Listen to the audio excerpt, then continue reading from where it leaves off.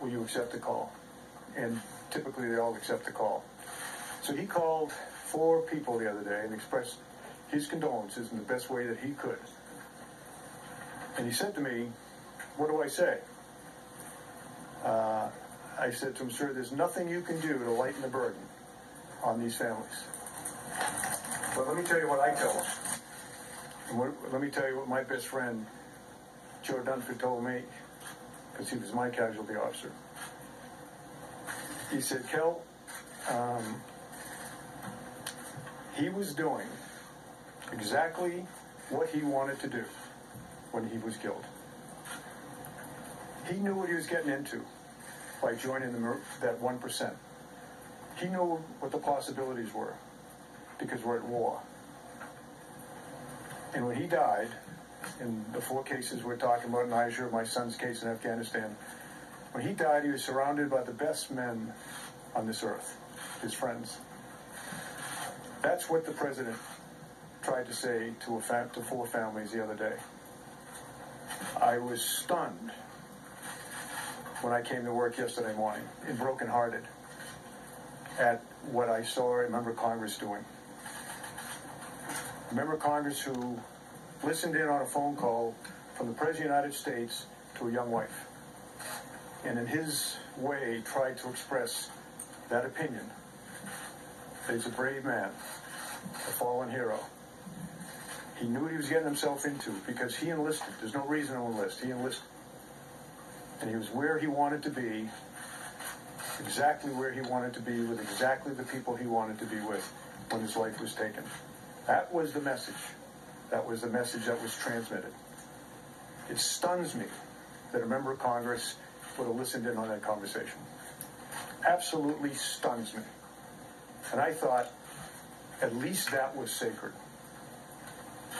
You know, when I was a kid growing up, a lot of things were sacred in our country. Women were sacred and looked upon with great honor. That's obviously not the case anymore, as we see from recent cases. Life, the dignity of life, is sacred. That's gone. Religion, that seems to be gone as well. Gold Star families, I think that left in the convention over the summer. I just thought the selfless devotion that brings a man or woman to die on the battlefield, I just thought that that might be sacred. And when I listened to this woman and what she was saying and what she was doing on TV, the only thing I could do to collect my thoughts was to go and walk among the finest men and women on this earth. And you can always find them because they're in Arlington National Cemetery. I went over there for an hour and a half, walked among the stones, some of whom I put there because they were doing what I told them to do when they were killed. I'll end with this. In April of 2015, I was still on active duty. I went to the dedication of the new FBI field office in Miami. And it was dedicated to 2 men who were killed in a firefight in Miami against drug traffickers in 1986. A guy named McGrogan and Duke. Grogan almost retired, 53 years old. Duke, I think less than a year on the job. Anyways, they got in a gunfight and they were killed. 3 other FBI agents were there, were wounded, now retired. So we go down, Jim Comey did an absolutely brilliant memorial speech to those fallen men and to all of the men and women of the FBI who serve our country so well and law enforcement so well. There were family members there. Some of the children that were there were only 3 or 4 years old when their dads were killed on that street in Miami-Dade. 3 of the men that survived the fight were there and gave a rendition of how brave those men were and how they gave their lives. And a congresswoman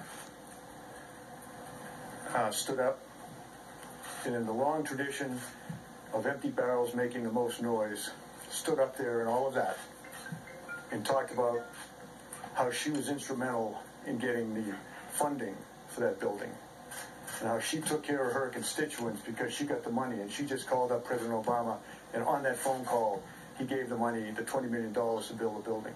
She sat down. and we were stunned. Stunned that she'd done it. Even for someone that is that empty a barrel, we were stunned. But you know, none of us went to the press and criticized. None of us stood up and were appalled. We just said, okay, fine.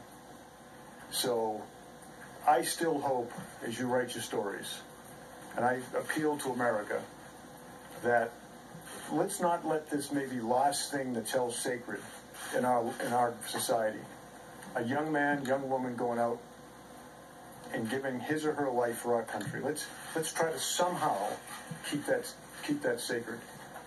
But it eroded a great deal yesterday by the selfish behavior of a member of Congress. So I'm willing to take a question or two on this topic. Let me ask you this. Is anyone here a Gold Star parent or sibling? Does anyone here know a Gold Star parent or sibling?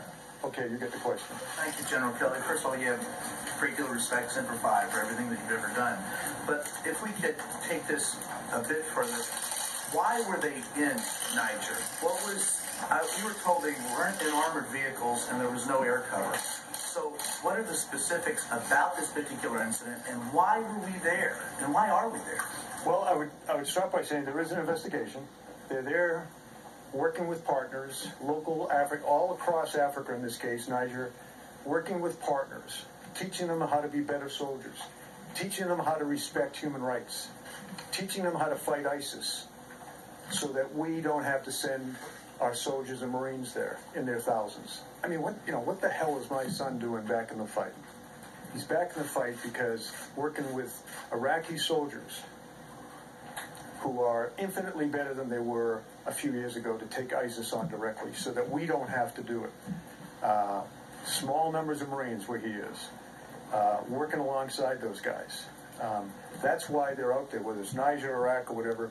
We don't want to send tens of thousands of American soldiers and Marines in particular to go fight. As I walk off the stage, understand there's tens of thousands of American kids, mostly, doing the nation's bidding all around the world.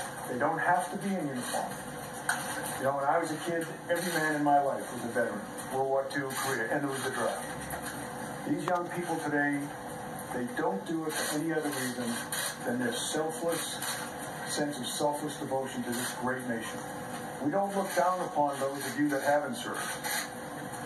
In fact, in a way, we're a little bit sorry, because you'll never have experienced the wonderful joy you get in your heart when you do the kind of things our servicemen and women do.